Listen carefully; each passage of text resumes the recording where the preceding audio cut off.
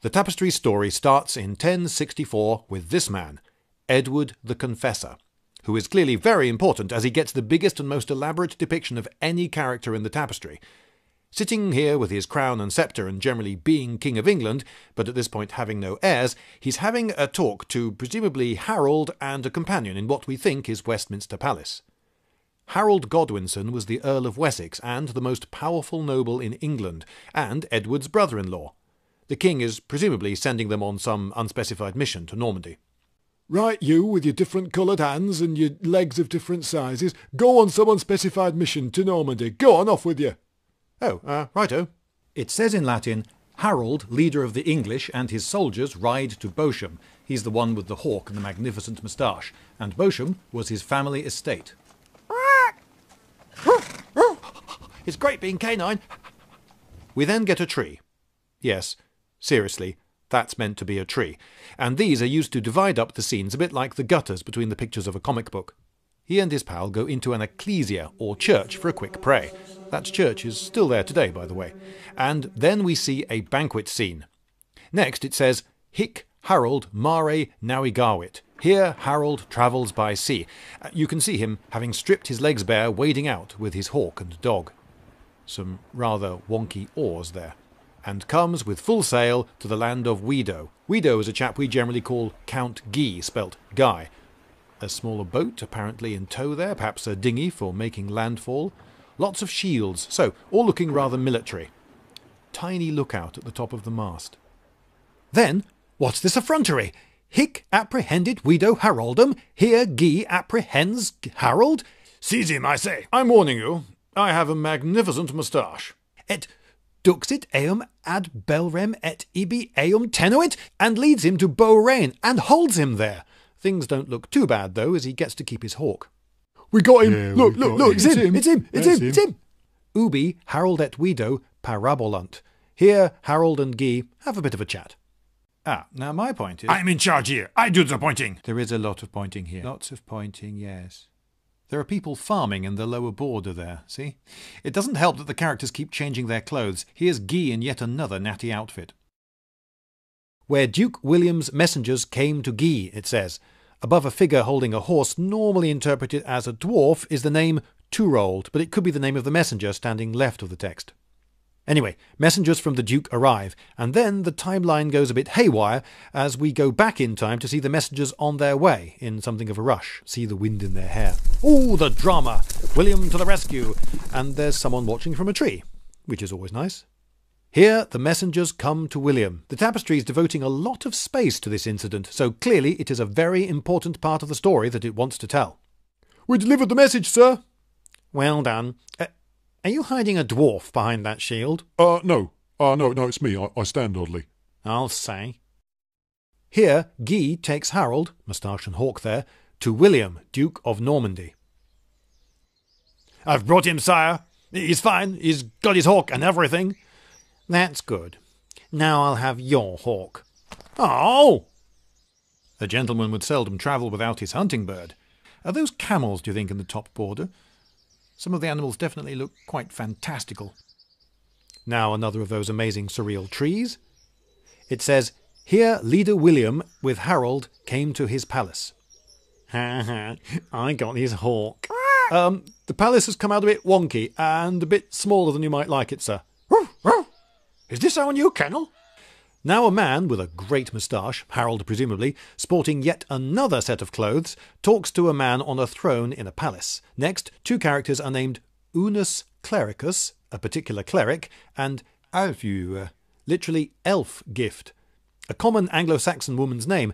Just what in the world is going on here? We simply do not know. Is the cleric hitting her, or blessing her? Is this some reference to a sex scandal? Is that why there's a naked man in the lower border, the only figure displaying genitals in the whole tapestry? Harold had a sister with this name. Was she betrothed to someone? It is thought that she died shortly before the Battle of Hastings. It's a story lost in time. Now it says, here William the leader and his army come to Montem Michaelis, today known as Mont Saint-Michel. And there it is at the top there, a fortified abbey on top of a small island. Et hic transierunt, and here they crossed the river Cusnon. Here Harold the leader pulled them out of the sands. He's rescuing 2 men at once and carrying a shield. Yes, well, with a moustache like mine, it's easy. Mont Saint-Michel was on the border of Normandy and Brittany, and they had to cross a river to attack Duke Conan at his place called Dol. Conan flees. Is that him climbing down a rope? Then they ride past what we today call Rennes. You can see R-E-D and N-E-S either side of it there, in a hurry to do some more fighting. Did cavalry ever attack raised fortifications like this? I think it's very unlikely, so we have to imagine that a certain amount of artistic license is being used. Here, it says, the soldiers of William fought against, contra means against, the inhabitants of Dinan, the Dinantes, and Conan handed over the keys. You can see the keys there on the spear tip of the surrendering defender. There's a bit of a knack to them. You have to pull towards you as you turn and then jiggle a bit. Righto, got them, thanks. Hic, it says, meaning here, William gave Harold weapons. An important and symbolic gift, one thinks. A leader bestows arms on a follower, not the other way round. Now, William, Waynit, he came, Bagias, to Bayeau, where, ubi, Harold sacramentium fecit. He made an oath. Very important, to leader William. You can see him swearing with his hands on some sacred items. Does this mean that Harold swore loyalty to William, or perhaps to support his claim to the English throne? That's what's being implied. Here, Harold the leader, or you could say Earl Harold, but dux refers to all manner of leader figures, reversus est Anglicam terram, goes back to English soil. And came to Edward, the king. Now then, what's going on here? The king, who is clearly wearing a false beard, is he wagging a finger at Harold? Harold has no weapons in this picture and is bent forward oddly. Is he being told off for something? Perhaps he's showing worry at the frailty of the king, because the next scene shows the king's funeral, with the hand of God there blessing the proceedings, and the body in a casket in procession to a big church, Westminster Abbey, accompanied by bell ringers. This was January the 5th, 1066. The text reads, "Here King Edward's body is carried to St. Peter the Apostle." He had ordered the rebuilding of the abbey, intending to be buried there, but had been too ill to attend its consecration just the week before he died. Then we get a bit of the story in reverse again. These were the early days of graphic novels. We see Edward twice here. Upstairs it says, "Here King Edward in bed speaks to his faithful." One we think is his queen, Edith, and another might be Harold. Is he saying something significant here?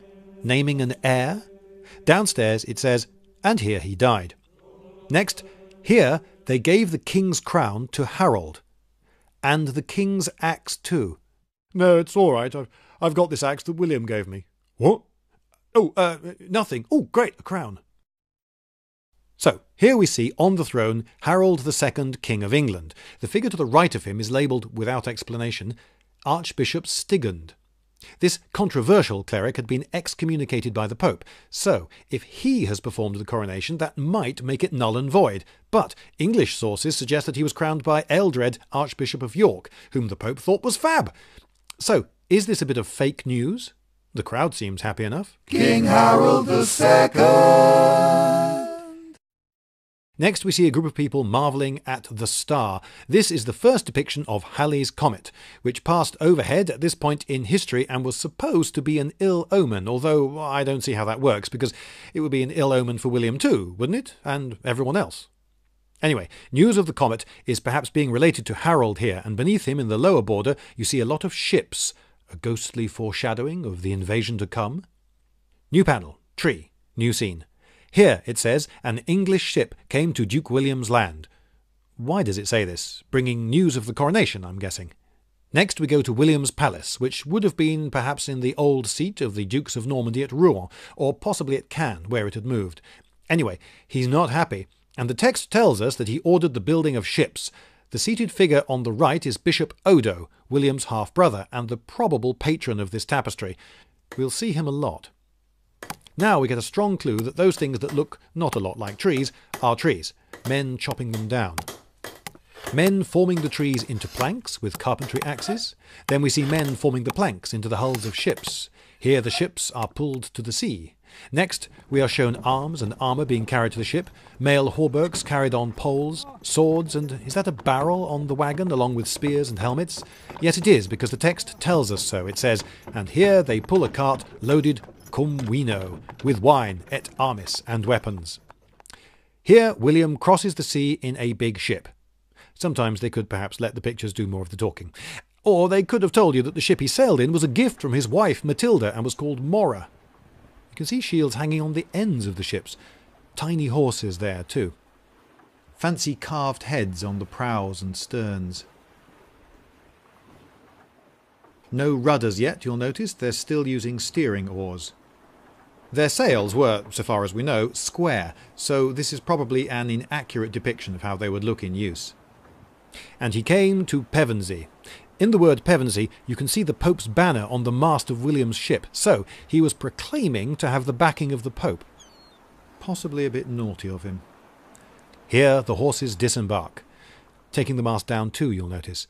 And here the troops, milites, rushed to Hastings to pillage for food, and you can see men carrying off and slaughtering livestock. I think you're holding it the wrong way round. My axe is red. I got me a blue-green pig. What did you get? Hope!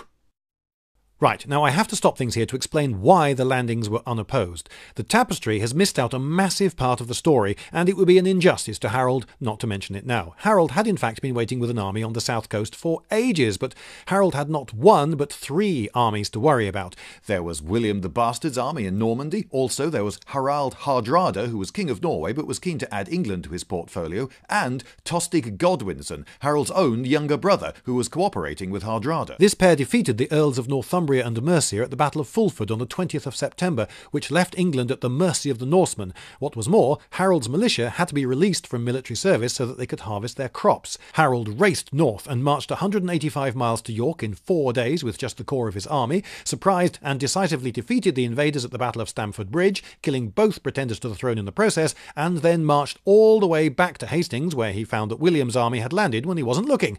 So, can we have just a bit of appreciation for that? Thank you. Yeah, thank you. Right, back to the Bayeau Tapestry. The next caption says, "Here is Waddard." Why? Who was he? He's never mentioned again. Research in the Victorian era revealed that he was one of Bishop Odo's retinue, so the bishop, patron of the work, was depicting his friends and underlings? Ha ha! Your horse is really small. No, my horse is just far away. Here the meat is cooked. Lots of kebabs and a big cauldron over a fire. And here the servants serve. A man loading a plate using tongs, a fork. Dead bird on the stick, sir? Oh, I don't mind if I do. I'll have the beige one. They seem to be using shields as trays or a makeshift tabletop. No, you drink out of the wide end. Here they dined, and here the bishop blesses the food and drink. I'll keep blessing it as long as you keep bringing it. I've been practicing my pointing. Here we see Odo again with his tonsure, William holding a sword, and also seated Robert, or Rotbert as he appears here, another half-brother of William's. He, presumably Robert, ordered defences dug at Hastings. These men might be press-ganged locals. And what's going on here? I'm not a Norman lackey. You take that back. What are you hitting me with? It looks a bit rude. Well, it will if you animate it like that. Oh, they're spades. The men are throwing up an earth mound, a motte, for a fort. Here William received news of Harold, a messenger reporting, and here a house is set alight. Now you can see a woman there and a child. They are usually described as fleeing the house, although it could be that they are trapped in a burning house. Oh, the Frankish fiends! Here it says, "The soldiers set out from Hastings."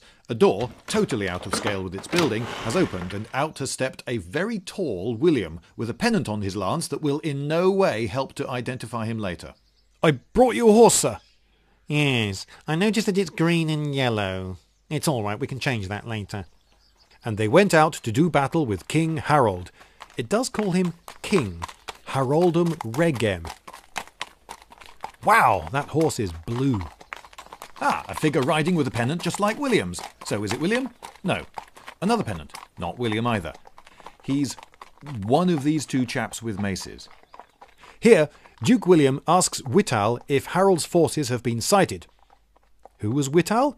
Another of Odo's followers and friends, it seems, getting a mention. Yay, Wittall! Some scouts riding over a hill, looking past the cellophane flowers of yellow and green at another man doing the classic "I'm looking for something" pose. Terrible typesetting here. This man informs King Harold about Duke William's forces. You? Yes, you? No, I'm not pointing at myself. Your shield. No, I'm pointing through myself. It's very difficult. It's really awkward. The point is that the enemy's over there. I knew that. Back to William now, on a horse of yet another colour, this time red, and carrying what looks like a simple wooden club. And we get a very long, strung-out piece of text. It says, "Here Duke William exhorts his troops to prepare themselves like men, and wisely, for the battle against the English." We are 3/4 of the way through the Tapestry now, and the Battle of Hastings is about to start. There is a build-up of momentum. See how each horse has a more gallopy pose than its predecessor. Beige. William's men aren't listening. You can't gallop and listen. Here we see Norman archers, some wearing armour, adding support, and now the single line of horses becomes doubled, and the picture gets busier and noisier. From the way the horses' legs overlap, they seem to be competing to be the one closest to the viewer. Finally, the moment we've all been waiting for. The clash with the English. Javelins fly, as does at least one mace, and the English shield wall holds, and the ground becomes littered with the dead and dying. You can see one English archer in the foreground there. The English seem to have fewer archers than the Normans, but more foot soldiers. Now, we can see Norman cavalry coming in from the right. I don't think this arrangement is meant to show that the English were surrounded. I think it's just the designer's way of getting more figures battling each other. While most of the fallen lie anonymously in the lower border, 2 of the dead get named here. It was vital that people knew that the entire line of claimants had been extinguished. The text says, "Here fell Leofwine and Gyrd." These were Harold's brothers. Presumably they are the athletic figures doing the forward roll and the backflip. The text then adds, "The brothers of King Harold," just to hammer home the point. Now there is a scene of messy carnage, and the text says, "Here fell simultaneously the English and the Franks in the battle." What looks like a disastrous cavalry charge, full of movement and pain, has come crashing to a halt. This horse has fallen so violently, it's lost its saddle. Holding a hill, a group of unarmoured English militia suffers losses, and some appear to be running about the bottom of the hill in panic. Here, Bishop Odo, holding a club, encourages his boys. It's likely that they were following an old tradition of senior commanders using maces as badges of office. "Here is Duke William," is all it says. William of Poitiers, writing in 1071, said that the Duke had had 3 horses killed under him during the battle, and that a rumour spread that he himself had been killed, and that to quash this, he raised his helmet in front of his army to show everyone that he was fine. So it is thought that this picture represents this episode in the story. It's all right, everyone. It's me! It's him! Hey. It's him! All right! Hooray! Who are you then? Oh! High up in the top border you can just make out the damaged word Eustace above the man with the banner pointing to William. Count Eustace was another important knight who presumably deserved a mention, and so much more important than the tiny archers scuttling along the bottom border. Hic Franci pugnant. Here the Franks do battle. Since both sides are pictured wearing identical kit, there's no way to be sure whether some of these are Norman or Saxon. These Saxon thanes have been fighting for some while now, as shown by the number of arrows in their shields. The battle lasted some 9 hours, which was a long time by the standards of this period. This man is so tall, he's actually standing on the ground in front of his saddle while astride his horse. And those who were with Harold fell, armoured thanes finally succumbing to the Frankish attacks. This mystery figure is under the name Harold and has his signature massive handlebar moustache, but isn't wearing armour and seems to be being tended to by a Norman, but one can't be sure. Is he having a head wound sewn up? And next, the most famous words on the tapestry. Hic Harold Rex interfectus est. Here Harold the King is killed. Yes, that's it, men. Hold steady. And watch out for the... Oh, I say. But which figure is the king? Hitherto the word hic, here, has often indicated a figure referred to by the text, but names have often, but not always, been above the named figures. The arrow in this figure's eye was sewn on in the tapestry's repairs, but holes on the back of the cloth show that there was something there before, so there probably was originally an arrow there. But figures being killed have often been shown in the act of falling, and that would make Harold the figure under the words, "The king is killed." Does it matter? Both the arrow in the eye death and the kings being hacked up by Norman knights are mentioned in contemporary accounts. And so the fate of a nation was decided. The Norman yoke would be on our shoulders, and there it remains to some degree. The upper classes of Britain today still tend to have Norman surnames. There are stripped, robbed and cut up bodies in the lower border. There's just one more caption to go, and you may see that the art style and lettering change noticeably. The end of the tapestry has been restored a lot, and it has been suggested that the last words were added during the Napoleonic Wars. And the English fled. Then it peters out. Some say that it was never completed, but more likely the end has been lost, perhaps to fire, rot, recycling as a wagon cover, or any of 1,000 natural shocks that cloth is heir to. It is generally speculated that the tapestry ended with the coronation of William. History gets written mostly by the winners, and this tapestry does seem to be an attempt to make it look as though William's claim to the throne was stronger than perhaps it was. William, the bastard of Normandy, became King William I of England. He was still a bastard, though. No! Now, I fear that some people will cry foul when they realise that the artwork shown in this video is not the Bayeau tapestry in the museum at Bayeau today.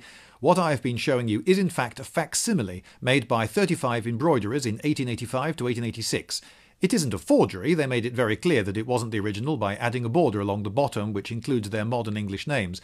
Other copies exist, including one by a Canadian called Ray Duggan, another by a Danish reenactment group called Lindholm Høye, and in New Zealand there is a half-sized mosaic version. One minor difference between the version I've shown you and the original is that the man's genitals that I mentioned earlier have been covered up with a pair of underpants. If you want to see this work, it is in the Reading Museum, where you can view it for free at your leisure. But if you prefer, you can go to France, queue up with thousands of tourists, and pay €9.50 to see it instead.